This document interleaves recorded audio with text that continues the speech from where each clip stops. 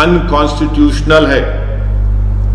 आप national disaster management act, epidemic act के तहत गवर्नमेंट ऑफ इंडिया पूरे मुल्क में लॉकडाउन नहीं डाल सकती। ये फेडरलिज्म के खिलाफ है, ये स्टेट सब्जेक्ट है।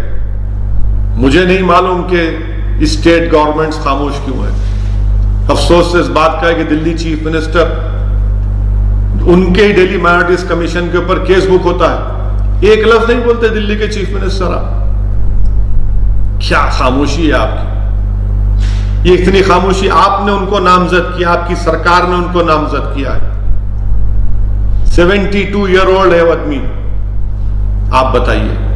और फिर ये लॉकडाउन की वजह से जितने हमारे माइग्रेंट लेबरर्स हैं, जो खास तौर से बिहार,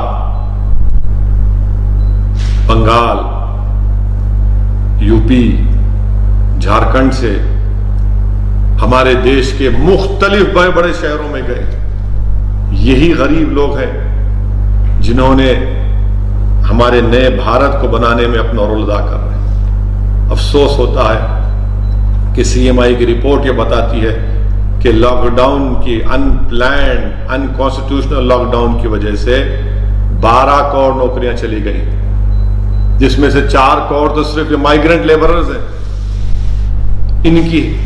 इनकी कैफियत देखिए। औरंगाबाद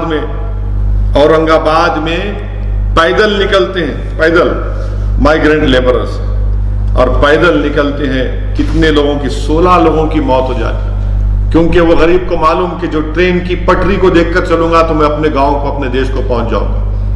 उसको नेशनल हाईवे से मतलब नहीं है, वो सिर्फ ट्रेन की पटरी को, ट्रैक को देखकर समझता है कि मुझे इस तरफ जाना है।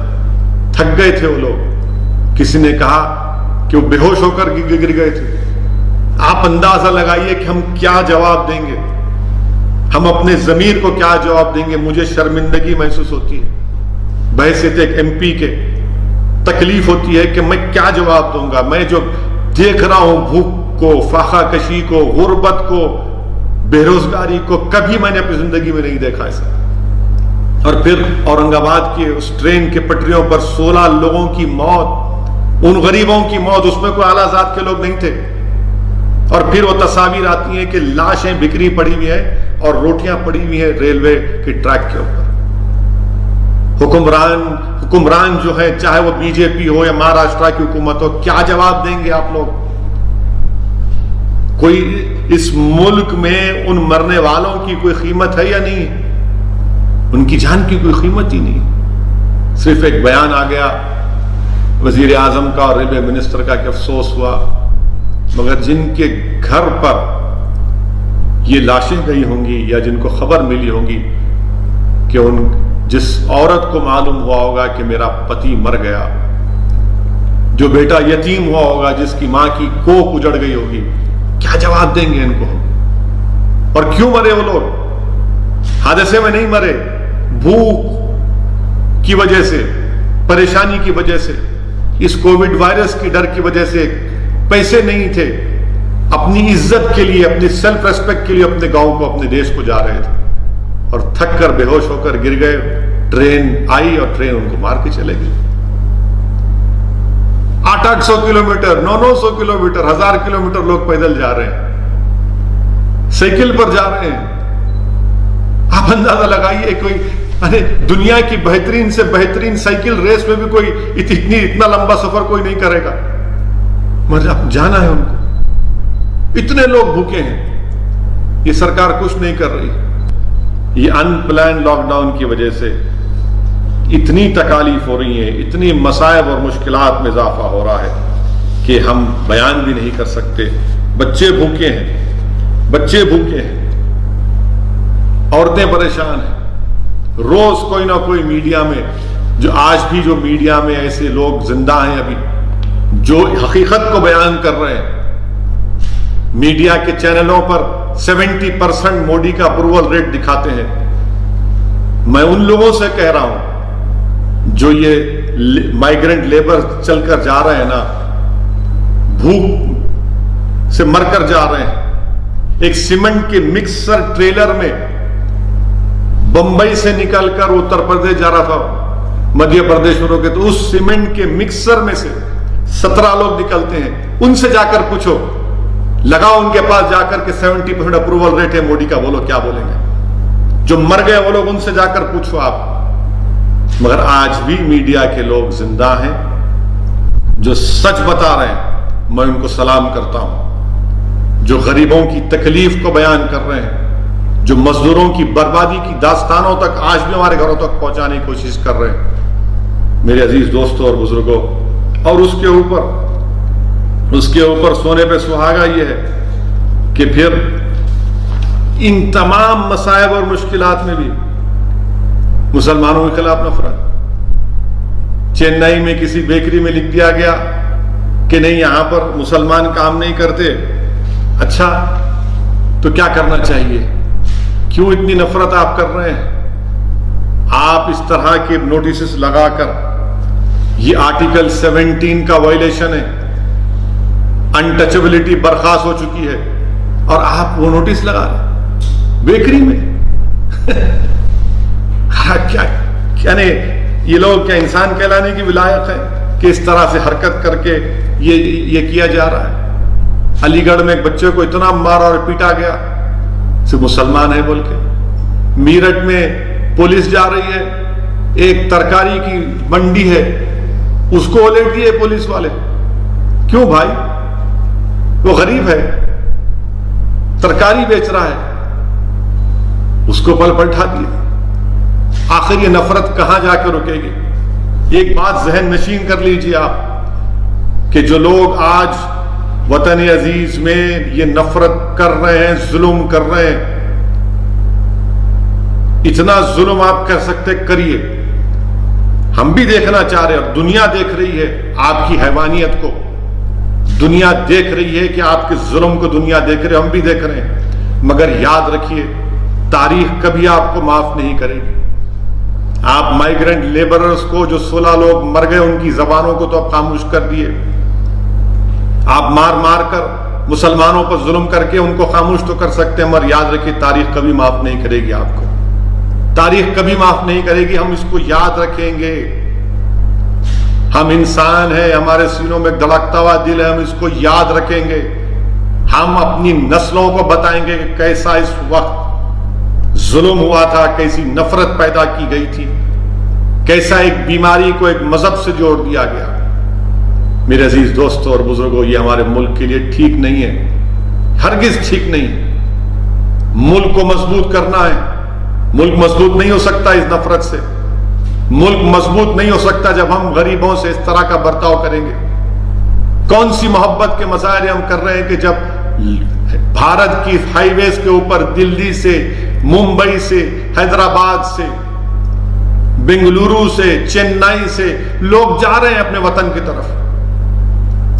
क्या जवाब देंगे हम इन लोगों को? और इनका कसूर क्या? इसमें सिर्फ गरीब है। अपने घर को, अपने बच्चों को खिलाने के लिए, अपने घर में एक चिराग जलाने के लिए, चूल्हा जलाने के लिए हजार किलोमीटर दूर अपने घरों से फंसे पड़े हुए। गुजरात से फोन आता है, सूरत से आता है कि हमको जाना है, हमारा इंतजाम करो। हम जाना चाहते हैं, बिहार को जाना चाहते हैं, सीमांचल को जाना चाहते हैं, किशनगंज को जाना चाहते हैं, अररिया को जाना चाहते हैं।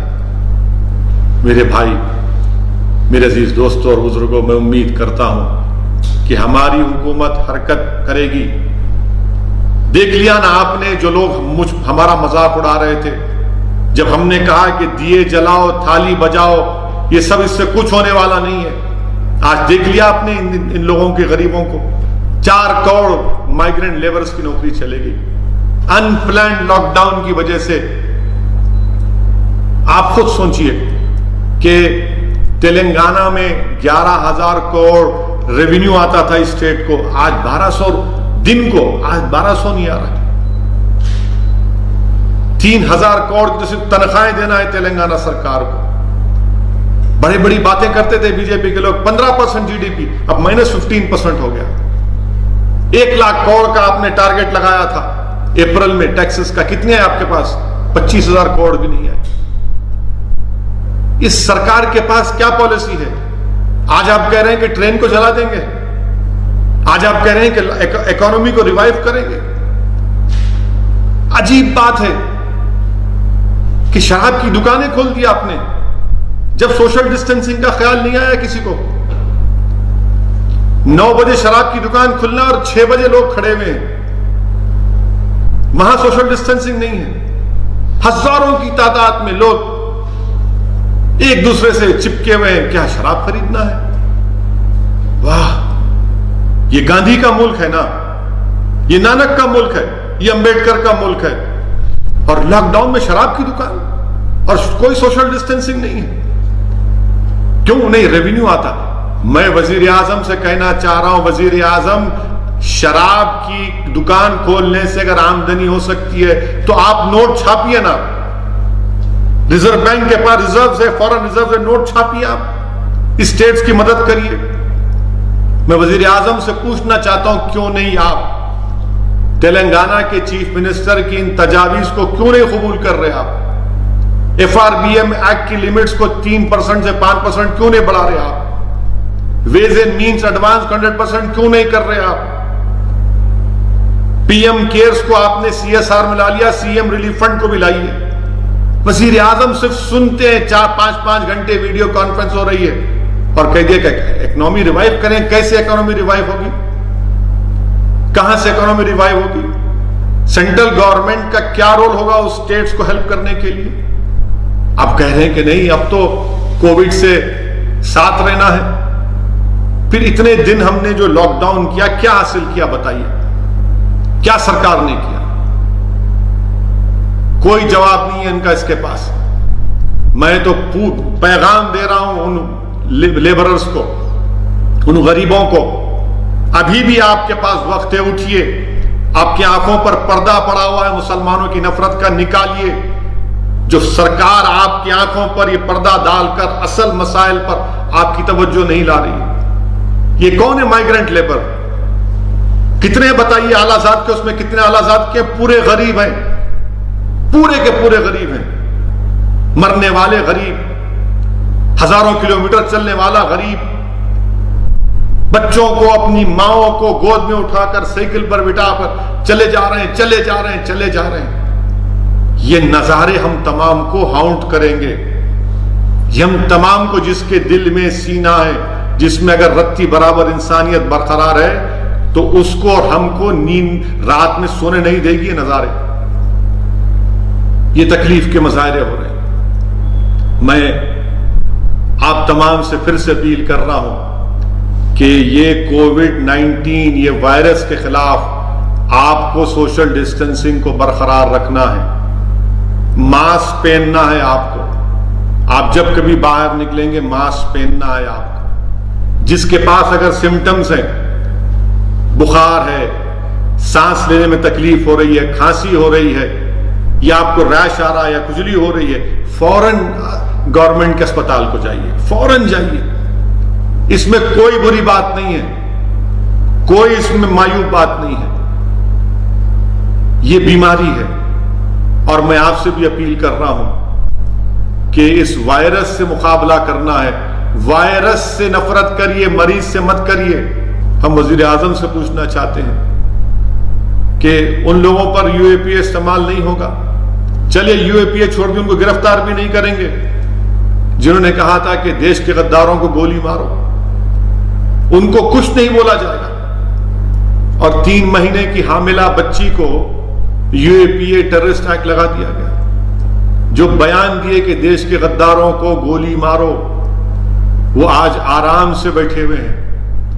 اور یہ اس لڑکی کو جو 3 مہینے کی حاملہ ہے, اس کی کیریکٹر اسیسنیشن کیا جا رہا ہے. آپ بتائیے, ظفر الاسلام صاحب جو دلی کے مائنورٹیز کمیشن کے چیئرمین ہیں, ان کے اوپر سیڈیشن کا کیس. ارے آخر کے کہاں جائے گا یہ؟ انہوں نے جو ٹویٹ کیا تھا اس میں انہوں نے خود کہا کہ اس ملک کے موجودہ کووڈ کی وجہ سے میں اس کو واپس لیتا ہوں. مگر جو بنیادی بات انہوں نے کہی تھی اس پر کون سا سیڈیشن لگائیں گے آپ؟ کہاں سے لگائیں گے؟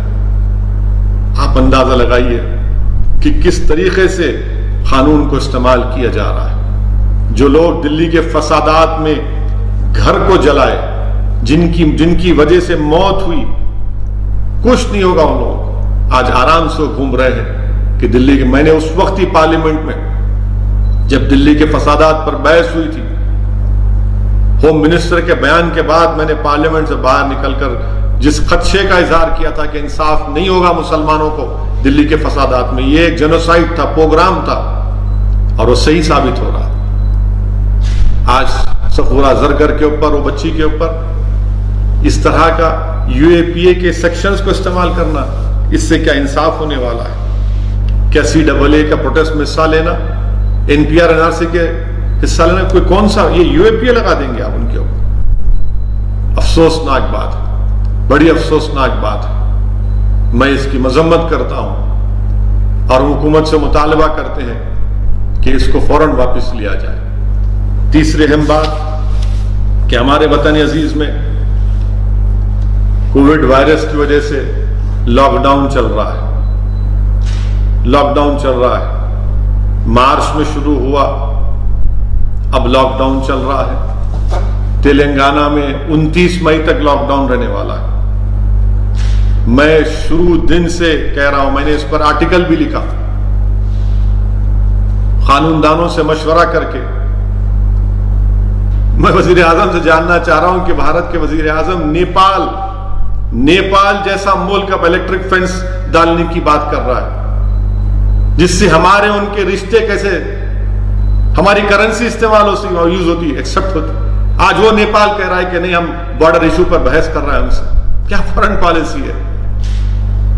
سکھم میں ہمارے چین سے سپاہیوں سے مدبھیڑ کیا ہو رہا ہے؟ آپ نے کہا تھا، وزیر اعظم پارلیمنٹ میں آپ کے ہوم منسٹر نے کہا تھا کہ اگست 2 کو کہا تھا کہ اب کوئی ٹیررسٹ ایکشن، کوئی ایکٹیویٹی نہیں ہوگی کشمیر میں۔ ایک کرنل کی شہادت ہو گئی، ایک میجر کی موت ہو گئی، سپاہیوں کی موت ہو رہی ہے۔